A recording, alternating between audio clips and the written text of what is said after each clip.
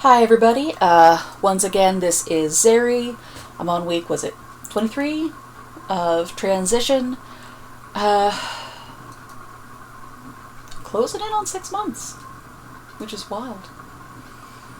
But anyway, here to read you guys some stories, track my face and vocal changes, and generally catch up on what I've been doing this week. So, mostly what I've been doing this week is fiber crafting. The shawl, as you saw last week, came off the blocking. Looks great. I love it. So, that's been going well. I got that going on, which is nice. I've been working on the yellow shawl. I've been doing a fair amount of dyeing. I don't remember if I showed this one or not. I did this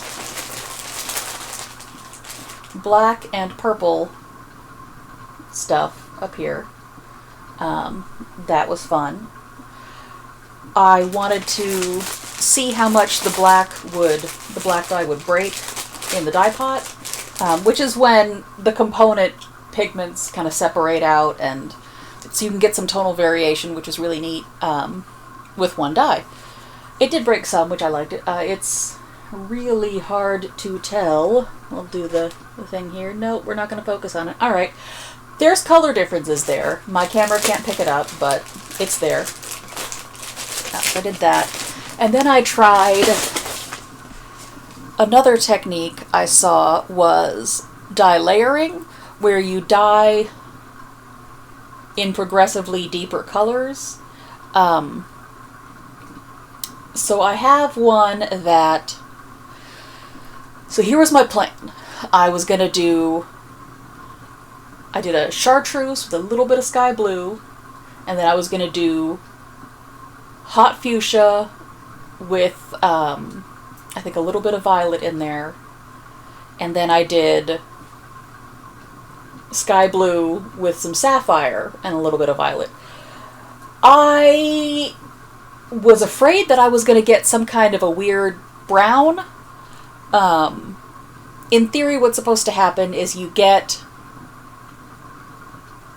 a rich, deep color with spots of the the building blocks, the previous layers that you would put in. What I got? Okay, so I did the green, and I was like, okay, we've got a basic Kermit green. That's fine. I put the fuchsia in, and it looked like intestines. I had a crock pot full of intestines. I was like, oh fuck, I've ruined it. I'm gonna have to over dye this black. This is not gonna work. It didn't even get like a little bit brown from the green, which is surprising to me. Then I did the blue, thinking, okay, well, I might get some kind of a passable purple. Yeah, I got a peacock. I've got peacock blue and green all up in here. The yellows are really not picking up well on this camera, but this area is green, and it's fucking gorgeous. So, that's amazing. I didn't measure this. I didn't measure the dye either. I'm just going seat of my pants on this shit. Let's see, what else have I done?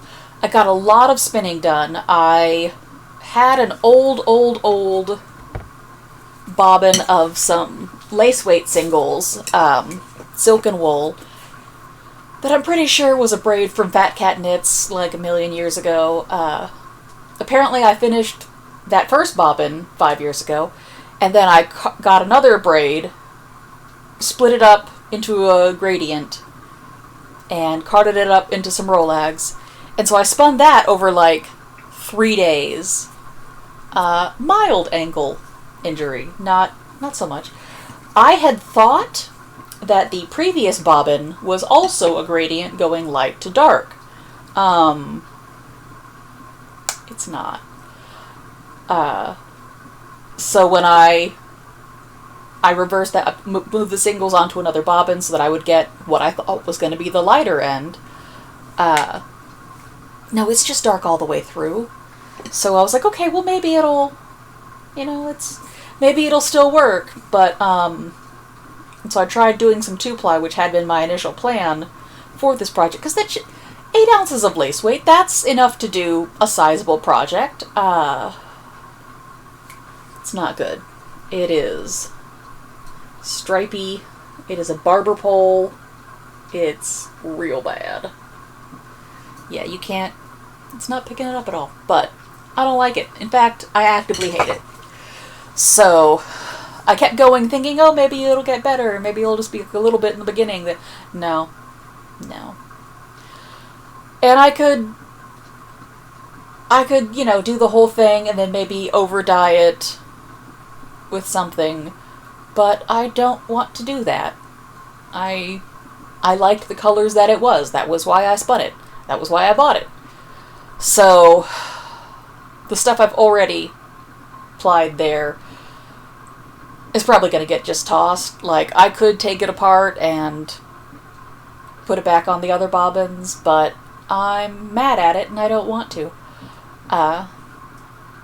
So yeah, that's going to be a thing. And I'm probably just going to chain ply the new bobbin from light to dark and then start with the old bobbin, which is just dark the whole way through. And then if I do like a triangle shawl or something, maybe it'll have, with triangle shawls usually have, that are on a gradient, visually you see more of the beginning of the gradient because there's more centralized surface area there. So maybe having the second bobbin all in dark will make it more visually balanced in that. I don't know. Or maybe I'll, chain ply the whole thing up and then give it to a friend and be like, take this off my fucking hands. I'm still mad at it. We'll find out. It's in timeout right now. I did this plying this morning, and because I woke up way too damn early. And then I was like, okay, no, I'm done. I'm mad at it. I'm going to go do something else with my time right now, which is this. So that's what I'm here to do. I also found out I've got 2 flyers for my Ashford Elizabeth over there, and the regular flyer is fine. I've got a jumbo flyer with its own stand on the maiden, where the wooden crossbeam is coming apart. So I've got to see if I can fix that, and if not, see if one of my woodworking friends can use the metal parts and just replace the wood bits. I have no idea if that's a possible thing or not, but I don't do woodworking, so maybe it is. And, failing that, then I just won't use that flyer, which would be a shame, but it is what it is. I had gone and checked it because the bobbins for those are huge. Like, this is my standard 4-ounce lace bobbin for my babe, and I figured I could fit the whole 8 ounces of the plied yarn onto one of the jumbo yarn spinners. So, and if it was working then and not broken, then maybe I could. But as it is, probably not going to happen. So that's what's been going on this. Pardon. Another thing that's been going on this week, it's been raining a ton, and I've got my bins out to catch rainwater, and they filled up enough that I was able to start my suet vat. So I've got all 3 of my fleeces in there right now. I put those in this morning. I'm going to give them a week before I check on them. It's been consistently over the 80s in temperature here, so that should be warm enough to really, get it going all gross and such. And if this ends up not working, then so be it. Yeah, that's where I'm at. Like, we're gonna try it. If that doesn't work, I've got no fucking clue. Maybe I'll send them out to get processed, who knows. I did also order a bunch of more wool, just because I'm really enjoying this dyeing. So I've got so many combinations I want to try. Right now, I'm working on figuring out my dye to water ratio. Just because I only have, the one crock pot. Considering getting a second one. They're like $10 at Goodwill. Do I need one? No. But anyway, I'll think about it. Right now, what's going on is that I used too much of the pigment in the blue dye bath. She said, nodding over at the wool, as though y'all can see that that's where I've put the wool. So I've got some spare fiber that I'm using as a dye mop to just soak up everything that was left over and didn't go into the previous project. So it's as of right now, it's a vague purplish color. It somehow doesn't look terrible, but if it does, it doesn't matter because all it has to do is soak up the other stuff. So that's, I think, everything that's been going on with my week.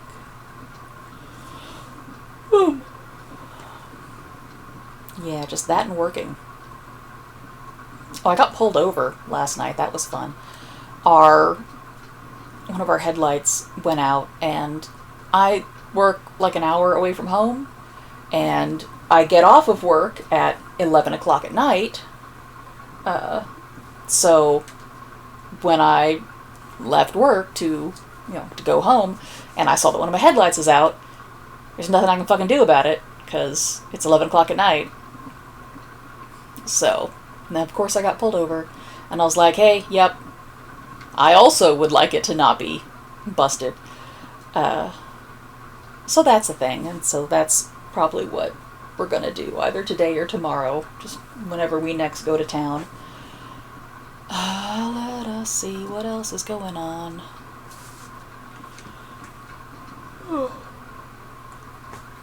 Nothing I can think of. Yeah. Alright. I'm gonna get me a drink from over here. Ooh. It's my face. I've still got a lot of mask knee.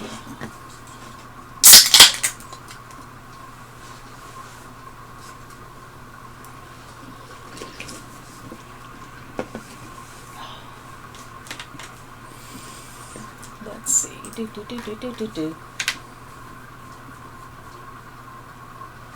What did I read last time? I don't even remember.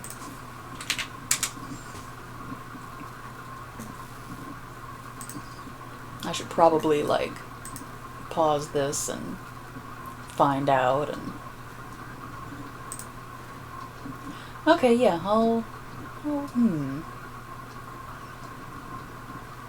Yeah, I'll go ahead and read this one. This is another one by Elsin. Same person I read from last time. I knew that I had put two of their stuff on the list, but I couldn't remember if I had read them both. So, this is another original work. The relationship is Prophesied Hero and Prophesied Dark Lord. It's rated Gen, so not like a romantic relationship. It's called Sunrise Sunset. For Greek Plants as part of Fandom 5K 2020. The last time they meet is on the field of lost souls. Lady Light in her armor shining silver with the captured light of the moon, the champion of shadows in his robe of stolen stardust. It doesn't have to be this way, she tells him, even as she holds her sword and shield firm. He laughs sharply. Oh, but it does, he says, and so they fight. The first time they meet face to face is in a small diner in Sleeum, well off the beaten path. Magdalene is in the leather jacket she appropriated from her cousin Leah when she went off to college, nursing a giant mug of coffee that's really half sugar. She's been waiting for 3 hours. The remains of a meal and her intermittent snacking are spread out on the table before her. The clock ticks ever closer to midnight. and she leans back against the slightly sticky booth. At this hour, the only staff person left is Ashley, who will kick her out at 12:30. Magdalene hopes it won't come to that. One evening spent out here is more than enough for her, and from the suspicious looks Ashley is giving her, she suspects she mightn't be very welcome back either. At 5 minutes to midnight, the bells at the door ring out, loud against the late-night quiet. Magdalene has her back to the door. This is neutral territory, and to attack her here would bring the great wrath down on the man she's here to meet. Neither of them wants that, and this is a show of trust. "I'm sorry I'm late," says a young man, sliding into the booth across from her. If she didn't know better, she would think he was her own age, or even younger. But she does know better. "I got held up at the border." "I know the feeling," says Magdalene, taking a sip from her mug. "I can't exactly offer you my own foodstuffs, unfortunately, but if you'd like something off the menu here, I'd be happy to pay for it." "You wouldn't be," he says wryly. "Still, your offer is appreciated." They sit in silence for a little while longer, Magdalene drinking her coffee, and the young man across from her studying her carefully. "So," he finally says, "you're Lady Light." "And you're the champion of shadows." There's another long, awkward pause before the champion of shadows sighs and runs a hand through his chin-length golden hair. "Look, Lady Light." "Call me Lena," says Magdalene. She's never liked being called Lady Light. Even after all these years, it feels a little wrong. The champion of shadows can't know her full name, but that doesn't mean he can only know her title, either. He laughs, the first truly honest emotion she's seen from him thus far. "Then you can call me Will," he says. "But I was going to ask, why are we here? There's only one way for this to end, you know." "We go our own peaceful ways and don't break 1,000 treaties by fighting on neutral ground," says Magdalene, smiling idly at him. He huffs another laugh. "You know what I meant," he says. Not here. The story. It only ends one way, or at least there's only one path it goes down to get there." She tilts her head a little. "Why are you so sure about that? I mean, I know why the Heartfire thinks it has to happen that way. But you're not from Aldrav any more than I am. So why?" He studies her for a few long moments, but there's little of that earlier tension that lay between them. "I'm not from Aldrav, no," he finally says. "But I'm hardly from here either, am I?" He shakes his head.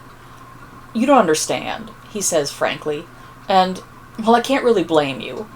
But Ivaria is bound up together with Aldrav, the way Aldrav isn't with this world, and it's been here my whole life, Lena. It's always been the way of things. It's always come to pass. Why wouldn't I be sure?" "I suppose I never did think of it like that," Magdalene says. She shrugs. "I suppose it's just a little strange to me still. We don't really have what you'd call prophecy here, after all." Will shakes his head. "Would that I could understand that," he says fervently. The silence falls again, only to be broken by Ashley. "5 minutes till closing," she says. "I'll bring you the bill." "That's my cue, then," says Will. He gets up and nods to Magdalene. "Good luck," he says. "Do try to make it all the way to the field. I'd hate to have to find another mortal enemy." "Good luck, Will," says Magdalene. She doesn't really mean it the way he might take it. She doesn't want him to have luck in building his armies or fighting his battles. She'd rather see him get out of the game altogether.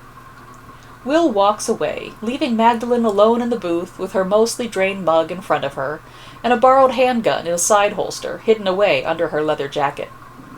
She drains the last of her drink, pays the bill, and walks out into the warm August night.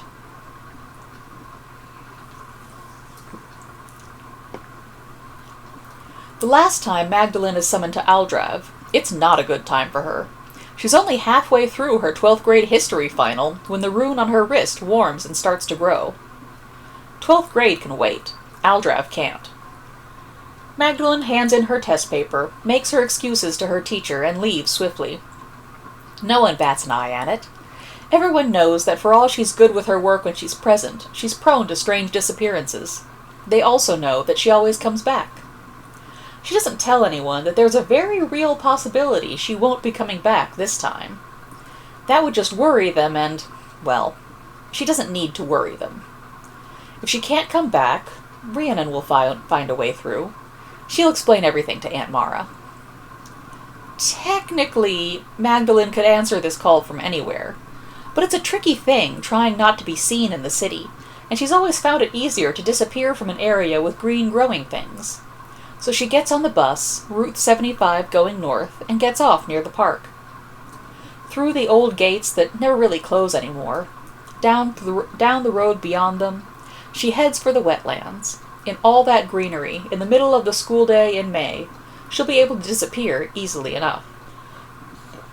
Once she's far enough down the path, witnessed only by the ducks and rabbits, she presses the rune on her wrist to her lips and closes her eyes, and disappears from her world with a faint popping sound.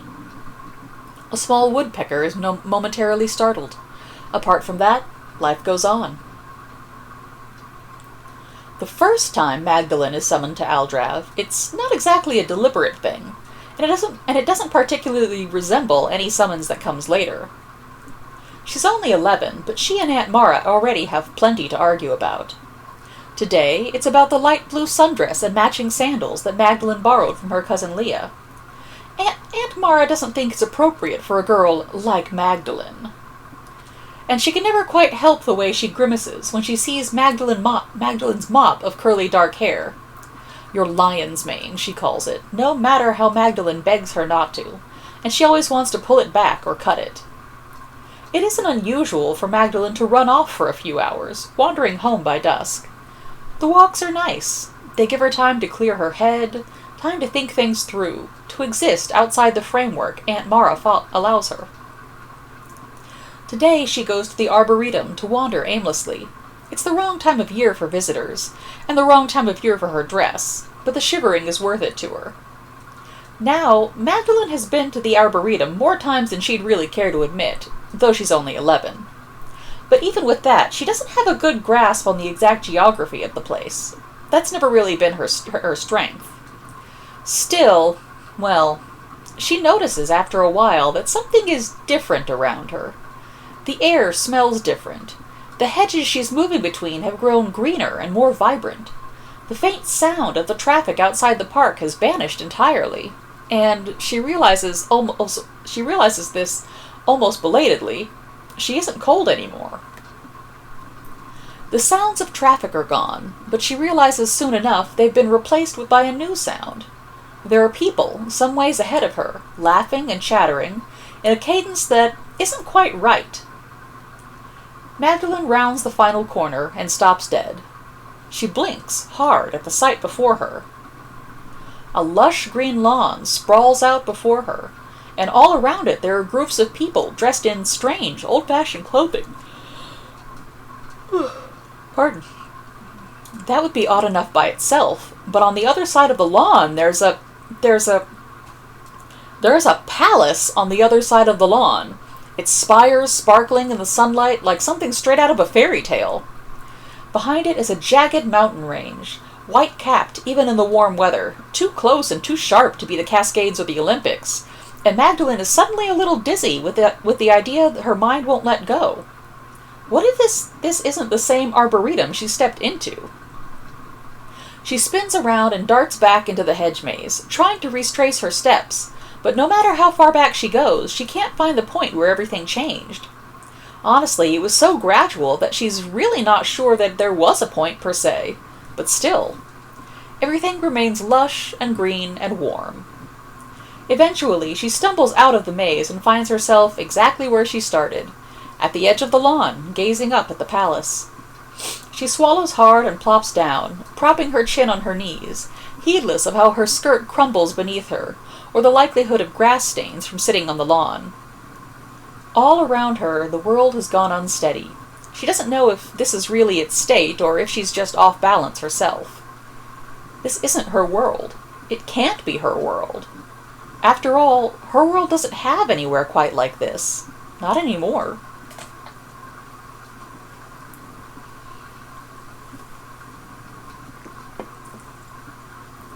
The last time Magdalene dons her armor, she's steady. She doesn't want to do this, not really, but she won't hesitate either. If Will wants a fight, then a fight he'll get. She's 80 going on 18.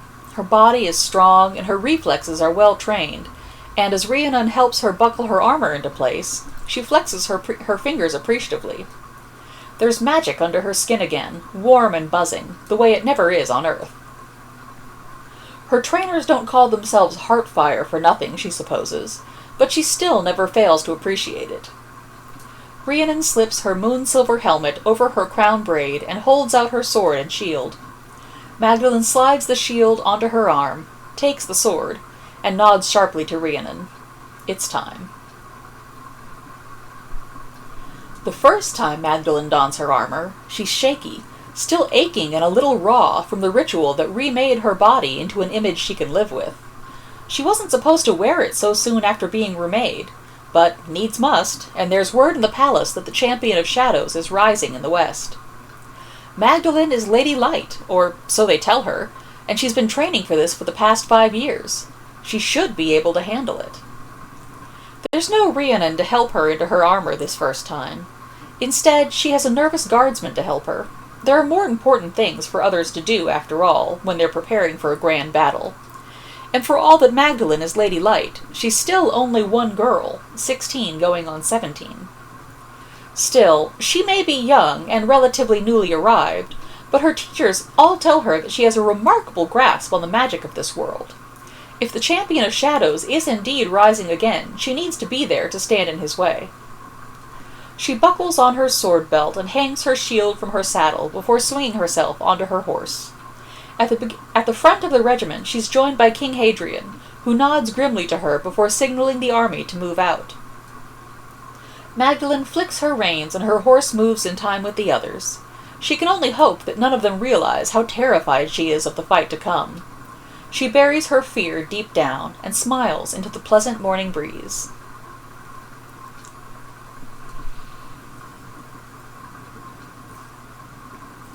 The first and last time that Magdalene hears the prophecy, she's aching all over, exhausted from her third confrontation with the Champion of Shadows. All that saves her from collapsing into the river after she stumbles away from his encampment, at least his acolytes didn't take her in her armor, that would have been a disaster, is a small, strong hand on her arm. "Come on," says a voice. A girl, she thinks. "Let's get you out of here." Magdalene remembers very little for a while after that. The next thing she knows, she's sitting with a blanket around her shoulders in a comfortable, well-warm armchair in a small, cozy cabin, and a girl who looks about as old as she does is pressing a mug of some warm drink into her hands. Magdalene breathes in the steam that rises off of it, and even just that is enough to send warmth through her. It turns out to be a rich tea, lightly spiced with flavors she knows she'd never find on Earth. And she finds herself perking up as she drinks it. Her magic swirls under her skin again when she'd been nearly drained dry by the confrontation a mere few hours earlier. When the mug is emptied and Magdalene, though still aching and exhausted, feels at least a little less bone-tired, the girl reaches out and takes it back. "I'm Rhiannon," she says. "I hope you don't mind I brought you back here. You weren't doing well, and it's not always safe down by the river these days." "Magdalene," says Magdalene, and Rhiannon's gaze sharpens. "You might not want to go around throwing that name out willy-nilly," she says slowly. "I don't know how long you've been here, but that name's not quite as inconspicuous as it might have been once." Oh, that makes enough sense, she supposes. Her last confrontation with the Champion of Shadows was far more spectacular than the first, and the hundred odd years that have passed in Aldrav since then would be plenty of time to turn it into legend, to make her name be whispered far and wide. She doesn't know how to feel about that. "You might as well know who I am," says Rhiannon after a while. Oh, sorry. Wrong voice. "You might as well know who I am," says Rhiannon after a while. "I know who you are, after all, Lady Light." Magdalene winces. "Please, don't call me that. Call me Lena if you must, if Magdalene is too much." "All right then, Lena." Rhiannon laughs softly. They call me the Guardian or the Keeper. Sometimes they call me the Watcher, though that's less often. Keeper of what, exactly? Magdalene tilts her head. This and that, Rhiannon shrugs. Mostly information, but I know a lot of things that really aren't common knowledge, including at least one thing that you should probably know yourself. Which is? The prophecy. For a long moment, silence reigns. Magdalene stares at Rhiannon, sitting there quietly, like she didn't just tell her something that seems about to upend her world. Heartfire won't tell her exactly what it is that makes her so special. They say it's written in the stars and now bound into the skin of her wrist. Nothing to be done about it. She just needs to go and fight the champion of shadows, the would-be Dark Lord, time and time again. Keep at it, all through time. Don't ask why. You won't get to know anyway. You can tell me it? If you want to hear it. Magdalene drags a hand through her unruly dark hair and gives Rhiannon an incredulous look. Of course I want to hear it.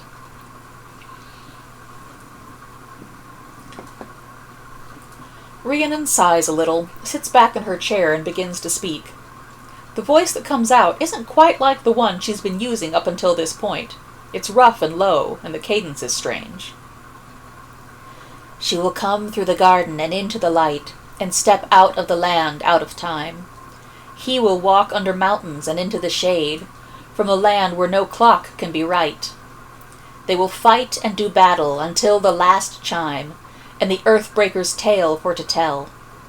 He'll be champion of shadows, and she Lady Light, in the great final battle sublime.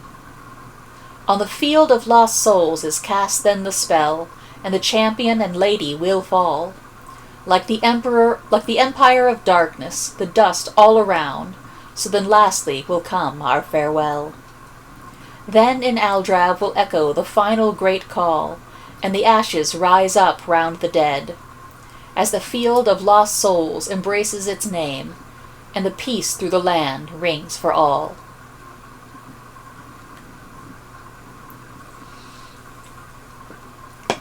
The last time Magdalene sees Willem Hastings, it's in the blazing red sunset at the end of the world. She finds him on the beach at Degar, looking as young as he always has. The only thing that betrays his age is his long white hair, now falling down his back in a single braid. Magdalene looks far older than him, even though she knows she isn't. He's lived through it all, after all, and Magdalene has only ever seen snapshots. "Magdalene," he says, turning to look at her as she approaches. "Gods, you've gotten old." Magdalene elbows him none too gently, and grins when he flinches. "You're one to talk," she says. "It's only luck that lets you stay so pretty, after all." I suppose so," he says. There isn't much to say between them, here at the end of the world. They settle into a comfortable silence on the soft white sands, the water lapping at their feet, and watch as the sun sets for the final time, and the long twilight steals its way over the world. Aldrav has always been larger than life to Magdalene, a place where stars burst into being on a planet's surface, and magic flows thick and strong and stories come true. And she's seen so much of it. She's seen kingdoms rise and fall, seen the shadows writhe and stretch out and retreat, seen the golden sun shine down on it all. It's over. Time in Aldrav doesn't run like time on Earth, but Magdalene knows that this is the last of it, here at the end. This world does not end in fire, nor does it end in ice. It ends with the last two of its people watching the sunset from a white sand beach. This is the way the world ends, not with a bang, nor a whimper, but stepping gently into that good night. Magdalene rests her head on Willem's shoulder, and he loops his arm around her in turn. They do not rage against the dying of the light. The first time she really sees Willem Hastings, the two of them are on the battlefield, and only in retrospect does she recognize this moment for what it is. She's winded from the fighting, and the runes along her sword are glowing faintly. A spell that she really doesn't want to release is building in the back of her mind. After all, if she releases this spell, there'll hardly be a battlefield left afterwards. It'll defeat the champion of shadows, sure, but at the cost of everyone and everything in a 100-mile radius.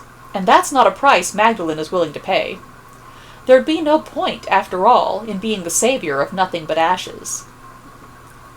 Will's robe is torn and bloody. He's leaning heavily on his staff and glaring furiously at her. "Just do it already," he snaps. "I know you've got the power for it. Just do it. Let it go." "And leave me as what? Queen of the dust?" she snaps back.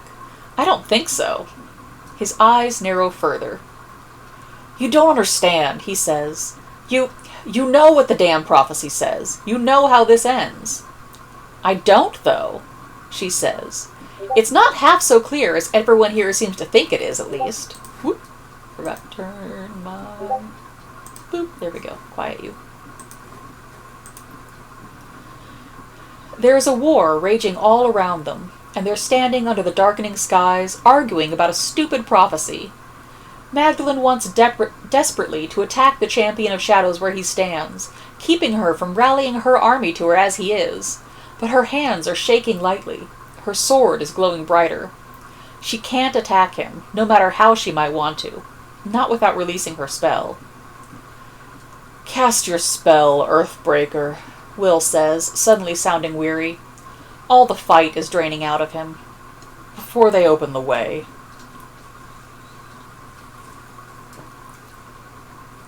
She's been called Earthbreaker before, along with so many other epithets she can hardly keep them straight, and she's beginning to have a very bad feeling about what that particular moniker is referencing. "The way," she says, very slowly, and the glow is spreading to her armor, working its way up her arms. It takes all her strength to keep her blade steady, and the runes are blazing like tiny suns. "The way." "Yes," says Will, and everything falls into place. "You're going to let them in," she says quickly now. They haven't much time. "Do you want to let them in?" He laughs bitterly. "My story ends here, Lena," he says. "No matter what I do. My empire falls, and so do I. Why shouldn't I open the way?" "The prophecy never said that we have to die," she throws back. "So what do you want?" Will's staring at her like he's never seen her before, and there's a wondering light in his eyes. "What are you asking me for?" "Cast the spell," says Magdalene. "Open the way. Let them come across, but leave out the fifth matrix." Now he's looking at her like she's grown a second head. "That would kill us all," he says. "And my spell won't?" "Will, please, I know what it's going to do." Her shoulders ache and sweat rolls down her face under her helm. She doesn't want to trust the champion of shadows with anything, to be honest, least of all something this important. But she has no choice. He's the only one who can do what she needs done. "It's your funeral," Will says. "Then again, I suppose it doesn't really matter anymore." He shrugs and begins to gate the way. Magdalene can't cast spells like this herself, but she knows what to look for. She can recognize that Will's doing as she asked him. There's no secondary stabilization on the spell. It'll work fine, until outside magic touches it and, well, Magdalene's rather counting on that part, isn't she? By now her arms are all lit up. Her helm is glowing too, so brightly she can hardly see past it. And though she can't see her torso or legs, she knows that the runes are spreading down her thighs. She cannot let that spell touch the ground. Not until she's ready. Not until everything is ready. If Will isn't done soon, all of this will have been for nothing. Her sword is a brightly burning star, almost blinding. She can no longer discern the runes. The important ones are snaking their way down to her ankles. She steps forward to stand by Will. The battlefield is quiet. Magdalene doesn't know if it's really gone quiet, or if she's gone a little deaf.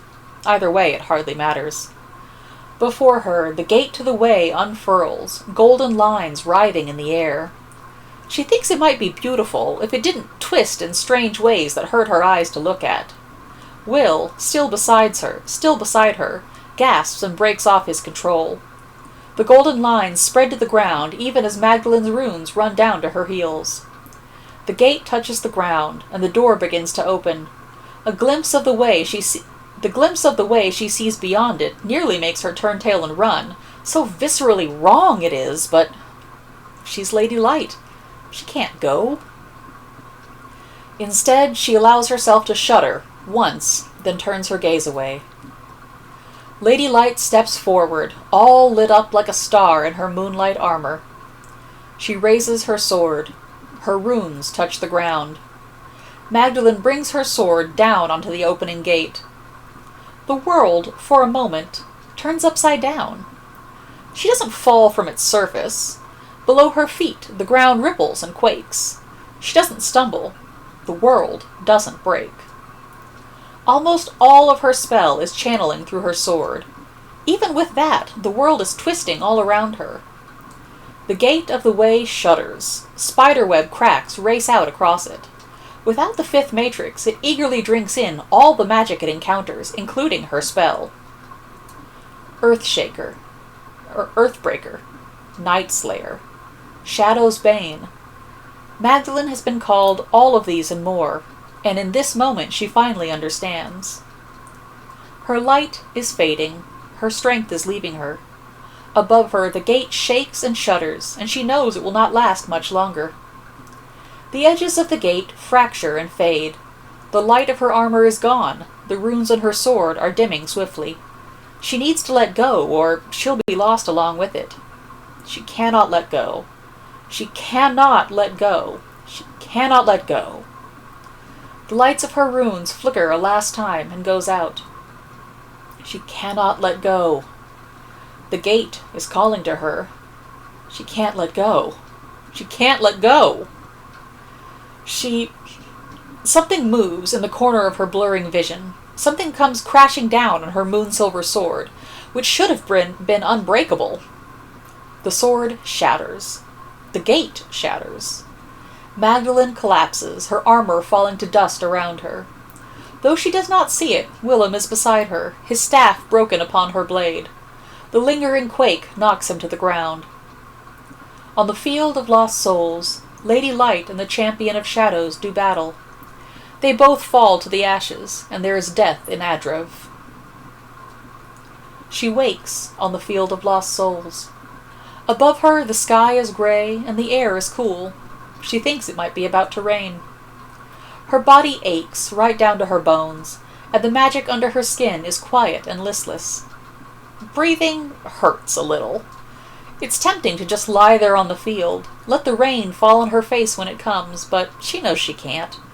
Without her armor, without her magic, she's just a girl, albeit one who's far too old, and she needs to go home.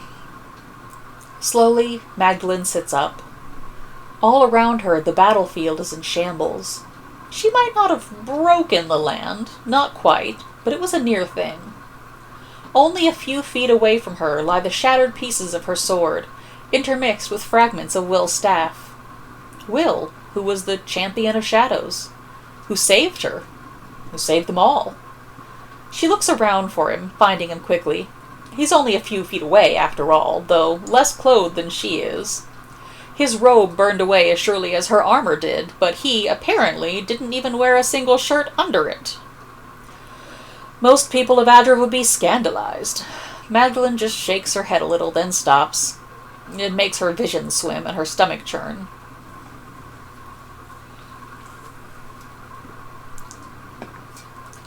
She sees him wake. He blinks, then turns his head, and swallows when he sees her. "Hey," he says, his voice rough and shaky. All the gold has drained out of his hair, leaving it a pale, ashy blonde. "Hey," says Magdalen, and she isn't surprised to find her voice is as awful as his. Will shakes his head for a moment, before seeming to hit the same wall Magdalen did.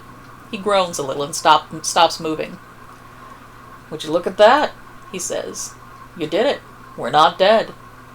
"We did it," she says pointedly. "If you say so."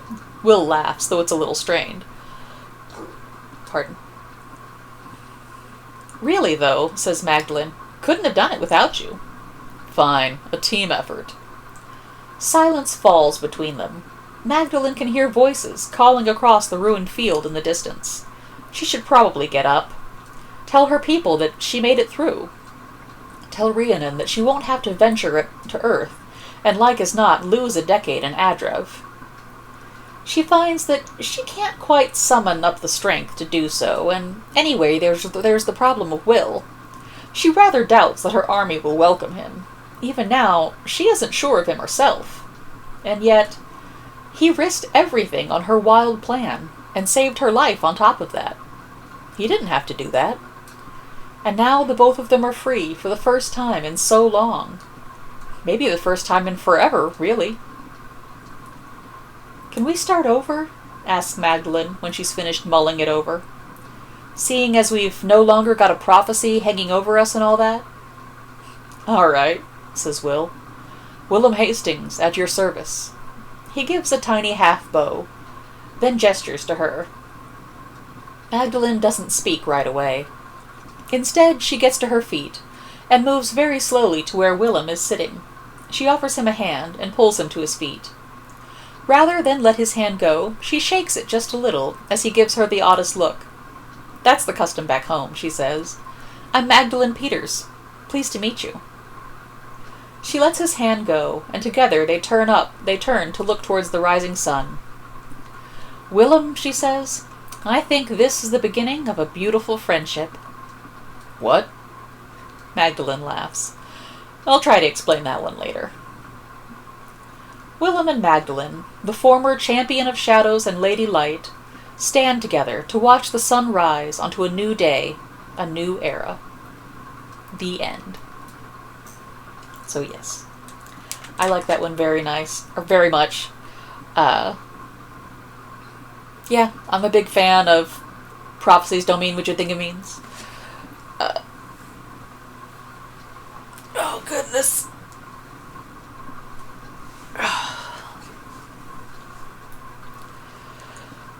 That was my second one by Elsin. Probably going to be reading more by them in the future. I have no idea what I'll be reading next week. I